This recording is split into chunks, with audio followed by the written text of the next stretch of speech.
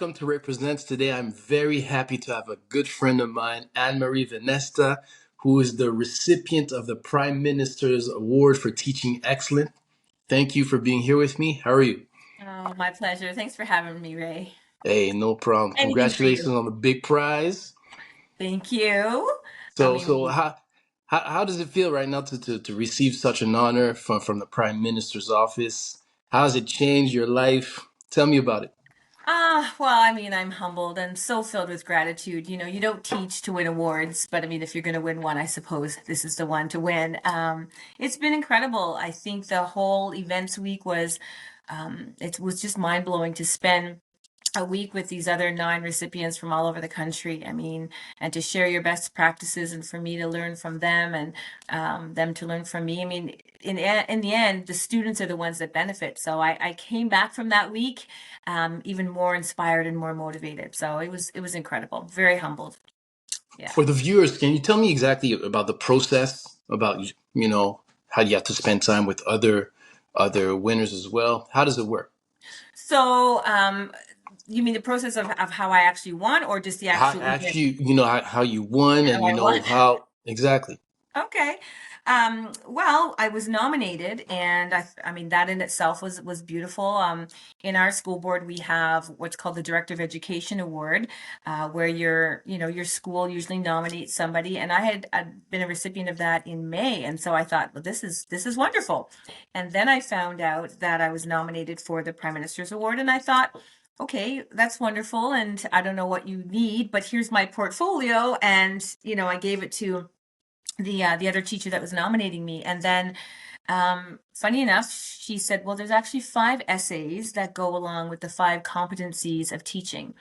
And so, nobody knows your story like yourself. And I thought, what most people don't know is, you're nominated, but there was like a lot of work involved because you had to tell your story and be able to speak to the 5 competencies that the prime minister was looking at. So, and I just remember thinking, well, I might as well start. And one page turned into 2 and then up to 28. And I figured, well, it was a good exercise because at that point in time of teaching 25 years, if I can't inject information and examples and stories into each competency, I shouldn't be winning this award. And I found it quite therapeutic, to be honest with you. And I remember finishing it and I printed it off and sent it to the other teacher, and she sent it away, and then I just forgot about it. But Hey, it was a good moment to say, okay, this is what 25 years looks like, and then I forgot about it. And then when I found out I won, I think the phone rang in class, and I didn't pick it up, but then they kept calling, and they left a message, and then on the way home, I just hit just whoever called me back. I thought it was a girlfriend, and this young woman on the other end is this Anne Marie, and congratulations. And I said, like, I had to pull over. I didn't know what to say. I was speechless. And I just assumed, because there are up to 20 awards, I think, for regional winners. So Prime Minister's Awards of Teaching Excellence and regional winners. So it's a certificate of achievement. And then there's 10 excellence awards. And so I just assumed I was one of the achievement. And she said, no, you're one of the 10. that's And amazing. I had a moment. It was a beautiful moment. I just thought by myself, pulled over. I thought, and the rest is history. So that's how it happened. Congratulations. Thank Listen, all of us that know you, none of us are surprised by this award. We know how passionate you are by the teaching profession. Tell me what sparked your passion for teaching, basically, and particularly when it comes to advocating for diversity, inclusion, equity, and education. But what sparked that drive to become a teacher?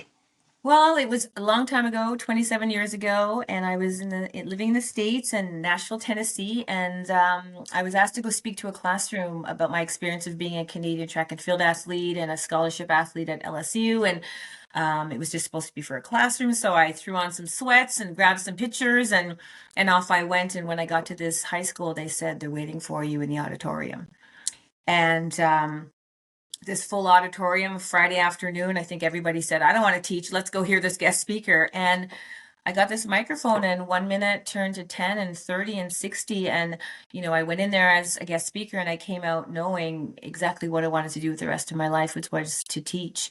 So that essentially I caught the teaching bug. That's what I always say. And of course, I haven't gotten rid of it. So that's how it began. And then as I became a teacher, equity, diversity, and inclusion, it's always been close to my heart. And I didn't get to see myself when I was growing up Hmm. in elementary school and high school. It wasn't until university I saw myself. And I just thought, you know what, how can you be what you can't see? So from that moment, I just became very passionate about my inclusion students and of course, equity and diversity at our school, All Saints, which is where I've been since the beginning of my career. So you spoke about your time in the U.S. Mhm. as a track and field star. Tell me about that time at LSU. It wasn't too long ago. Tell me how. Only 33 years ago. Yes, it was a long time ago. I'm so um, I was so fortunate. I wouldn't be where I am today if it wasn't for my athletics. And from a very young age, I just really wanted to run. And my parents, they wanted us to be well rounded. So, of course, the deal was, you have to be in Girl Guides and dance, and then you can run track. Um, but I think when I look back to why I love track so much, and it was because I got to see myself, right? I didn't get to Mhm. see myself in my school. There was nobody else like me. I was always the only black, student in my classes. And when I went to track practice, I saw myself. So after grade 13, I did a year here. I didn't want to leave my coach at Carleton University, but in the wintertime when that sidewalk kind of snowplow was shoveling out lane 4 of Terry Fox, I thought, okay, I think I need to. So I took some visits, and when I got a scholarship to LSU, which was the best school in the US for track, I mean, you go, and it changed my life. It was amazing. It's amazing. Tell me about. I know you created the Black Students Association and organized events like the school-wide birthday celebration for George Floyd. Mhm. Uh, tell me about that. So the Black Student Association, I mean, it's, our motto is all people, all colors, and it's, black, white, Asian, Hispanic, brown, indigenous, all people, all colors. But I wanted to create an organization where obviously when we came back to school after in lieu of, George Floyd's death, there was lots of conversations that were happening, and students needed a space where they could have those conversations, but where everybody could learn. So in the BSA, yes, it is for Black students, but there's so much allyship where we learn and we have conversations. Sometimes it's very deep, and sometimes it's full of fun. But it's created this space where weekly, every Wednesday, we meet, and there's so many kids that have blossomed and have learned about the Black students' experience through being, in this BSA. We most recently just did Afro Day, which was, I think it was probably one of the most heartwarming events that we've done. Hmm. Where, yes, we did, we've celebrated George Floyd's birthday, and, where everybody takes a moment of silence because his death did, change the world. And so this BSA that has got all students, we have those kind of conversations. But this Afro Day we just finished doing, it was beautiful to see Black students who don't normally wear their hair in its natural form wear it out.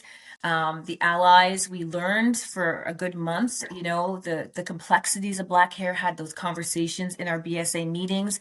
Why you don't ask to touch, somebody's hair, and why do you wear cornrows and braids, and all these conversations. And then, of course, the best part was, I lucked out with a lot of emails, and Tracy Ellis Ross and Pattern Beauty sponsored the event along with Clore. And so Wow. to watch these allies the night before, we have a hair salon in our school, and I borrowed the salon, and to watch, these, white students and Asian students helping wash Black students' hair, and then literally putting in products and learning. I mean, it doesn't get any better than that. And so that was an example of really what, the bond that this BSA has really established, and I was so proud of that. So that was just recently, right before Christmas, and I think we've still left up all the decor and everything because it's just been such a good moment. So now we don't have to celebrate Afro Day. Students now just wear their hair out. And when I tell you some students have never done that, I mean, I had parents emailing me and saying, I've been trying to get my kid to do this for years because it's not necessarily the beauty standard, right?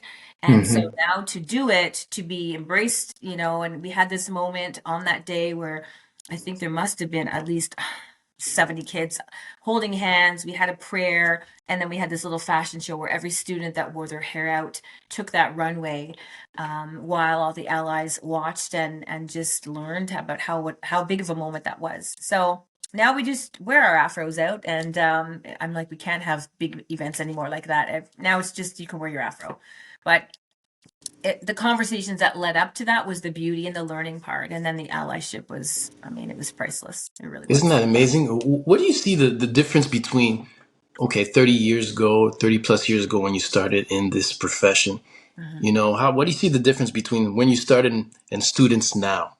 Obviously there's more comfort. You have those activities where we didn't even think about having those types of activities back in the Mhm. days. How do you see how has it evolved over the years? Well, I mean, it's certainly, I know being in my school now for over 20 years, there wasn't a large population of diversity in our school. And so having conversations and celebrating Black History Month wasn't something that happened. You don't need to have Black students to celebrate Black History Month. And I think that that was the narrative where, we don't have a lot of Black students, but that doesn't mean that we shouldn't be celebrating it. And so I think the biggest component was the learning piece in a school in Canada about why we need to celebrate Black History Month.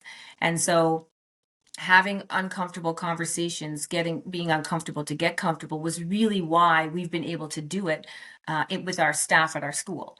Other before that, I think staff, whether it's the use of the N word or Black History Month comes around, and teachers just don't know what to do because it might end up having conversations that they're not necessarily prepared to have. So at our school, we've done the work, Ray, over the past 4 years.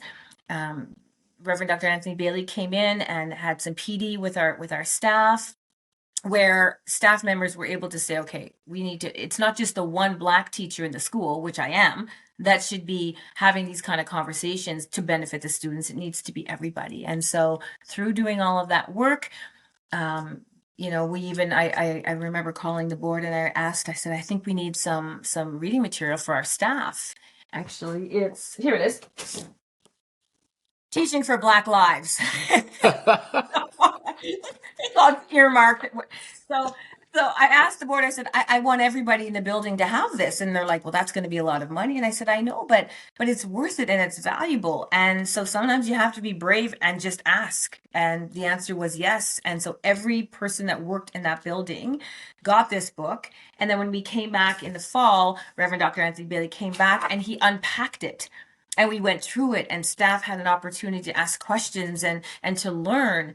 So you fast forward, this is all going to benefit kids. And then last February, that's when 900 students went to see Till, when we walked to the movie theater. And watching a movie with such difficult content to watch about 14-year little boy in 1955 who was murdered. Seeing the movie is one thing, but a teacher being prepared to unpack that was the beauty, because Ray, the teachers had done the work, where that math teacher, after those we all walked back from the theater, were having conversations about what they just saw. And so our school's done the work. And so all of these students now have benefited from it. And so just being brave to have those conversations is, I think, where our school's gone. So I'm very proud of our school. It's been a lot of work, but I'm so proud. Good for you. Listen, Yeah. I have a conversation about this probably every week about um, the weight of being the only black person in a space. Do you feel some type of added pressure saying, Yes. okay, listen, I have to represent Yes. my people. Absolutely. I have to Yes. have activities for people to learn. What Yes. what does it do to you? And Oh. sometimes would you just want to be a Oh, teacher? Tell me sometimes I about just that. say, when is March? It's very exhausting. And here's the Yeah. thing, I've taken it on and I love what I do and I love teaching. And because our school has been so open to learning, um, it's been so worth it. But there are times where I'm thinking, wait a minute, like we have to change, which is for me. there needs to be more black teachers. Like I've said, I think I was doing an interview a couple weeks ago, and I said, I have 5 years left, and I mean, I'm not leaving until there is a person of color sitting in my chair in my desk.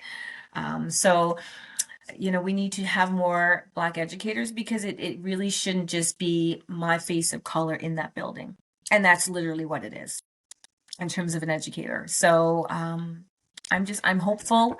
And I've often said I might need to try and get my foot in the door at Teachers College. I've always said I'd love to, end my career in some way there, teaching the new upcoming educators. But we need more students need to see themselves. They need to Yes. see themselves to aspire for excellence, but be able to see themselves. And when students see themselves, we know statistically they just do that much better, right? I mean, it's so And absolutely, I feel the weight. And this is probably the first February since I've been at that school in over 20 years that I feel everybody's got this. When I walk by the auto shop and I see a poster on the door that I didn't give the person, right? Lewis Hamilton is on the door, and I'm thinking, how amazing is that? Black race car driver. Teachers are doing their own thing, where as 10, 11 years ago, it was the emails would start, and what can I do, and how do I do this? And it's a lot for one person. So and now, because our BSA is so established, it's beautiful to allow the students to thrive, and they go on the morning announcements, and we plan events. What's the next one? So we have a cultural cookout, and that's coming up in February, where we'll gather and eat. And it's not just going to be black food; it's going to be food from all over the world. We did it last year, and there were 9 tables of food where we. And it's again student led, so they come up with amazing ideas, and we figure out a way to let it happen. And like I said, sometimes our meetings are very serious and we're talking about deep issues, and sometimes we just have some black joy, some good old music, and of course, any opportunity we have to eat, we I celebrate love that it. too. I love it. I mean, I can relate. You said something earlier about having representation matters. Having a black teacher later on into your studies, I totally relate to that. Me, it's until I reached university that I had my first Ugh. black professor, and I see the progress. I mean, the kids right now have a lot of, they see themselves because Hmm. in their schools there's Hmm. black teachers. So we have moved into a better place, but there's still a lot of work to do. That's Tell right. me a story about a student that you've seen after all these years. Can you tell me a good story about Oh. what was told to you years after they graduated, Well, if you have I one? mean, and God love my family, because I mean, I live in Canada and I teach in Canada, so which I love. I bump into students all the time, and so sometimes grocery shopping turns into a little bit more than people. Anyways, there's lots of bumping into students, and I absolutely love it. I've always told students, when you find your passion, come find me. When you Mm, figure out why you're here, come find me. I'm not leaving all saints. So several students have come back, but I can think of a student where I have this assignment that I do, and it's called Something Out of Nothing. And it came from this student that I taught, like 18 years ago, 19 years ago. And he was a student where he was quiet, shy, didn't really raise his hand, didn't have a lot of friends, and just was this quiet soul that people didn't know.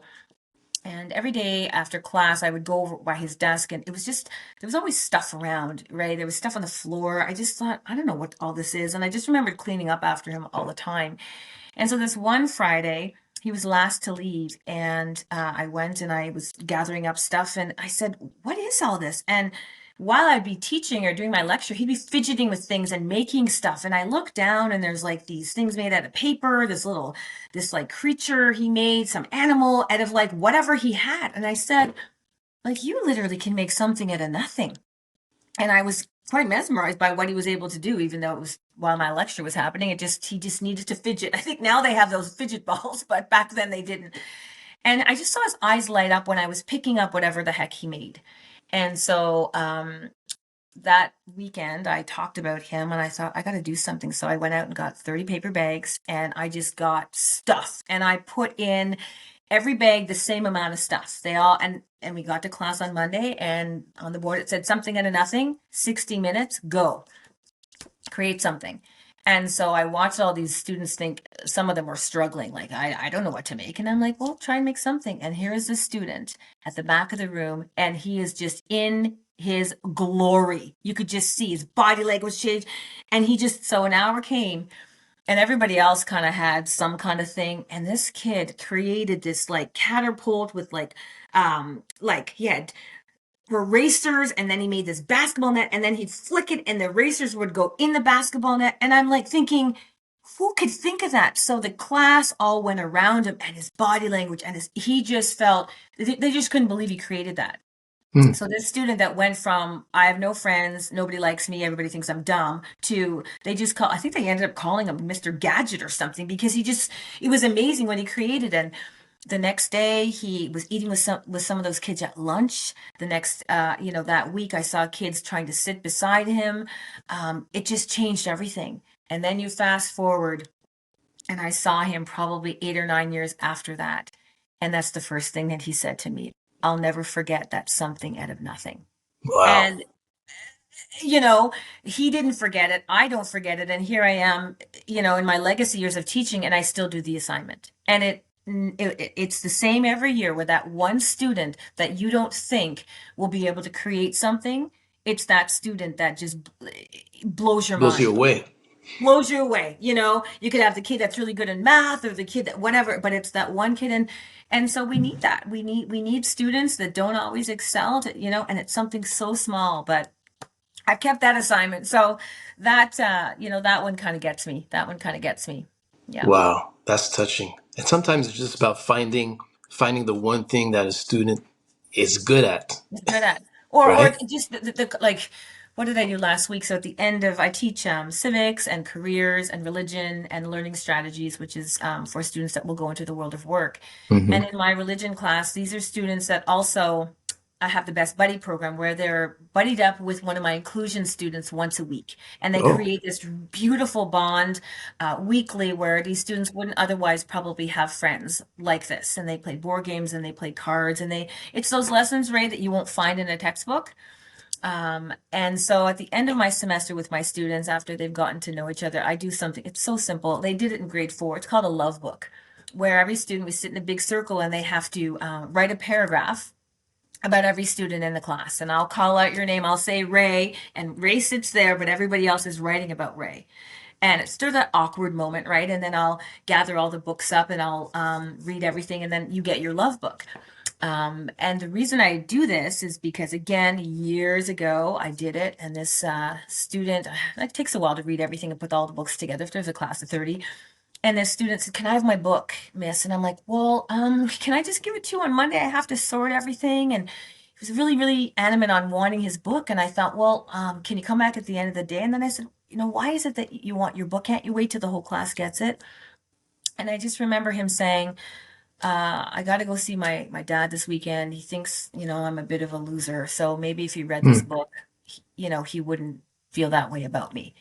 And I'm like, of course you can have your book. But again, that book of amazing comments. And of course, everything has got to be appropriate. But these are 15-year-olds that absolutely loved doing it. And then also receiving it, and also, giving that as a gift to somebody else. So I did that most recently, and I think one of our VPs put it on our school Twitter. Just these students, grown, 15, looking at these books, feeling like $1 million. And then I always say, hey, extra credit if your parent signs it.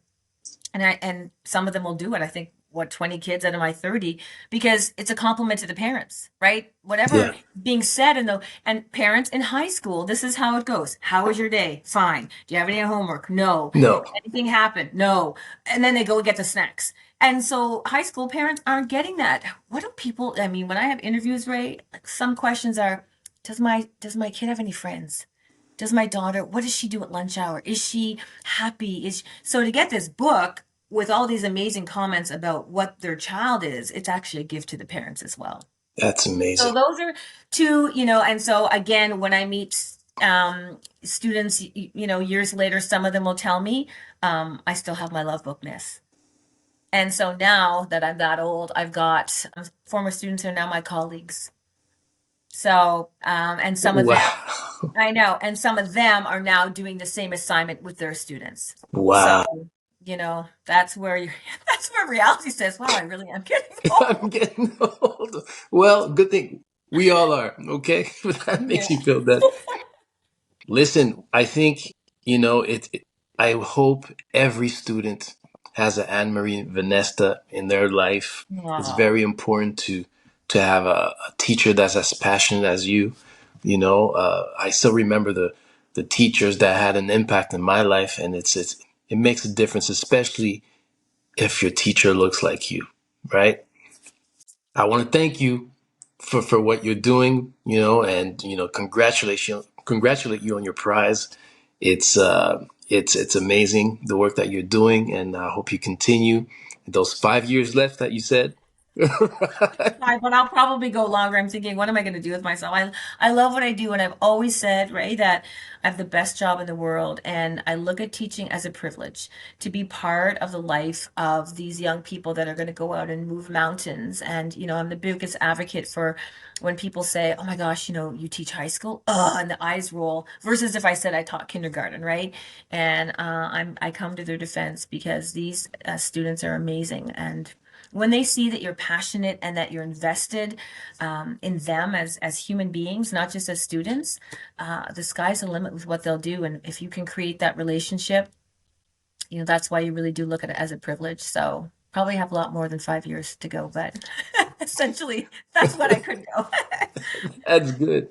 That's Yeah. good. Listen, I want to thank you for your time. Mhm. I'll continue to watch what you're doing, and I'm sure there's many more more prizes to come in the future.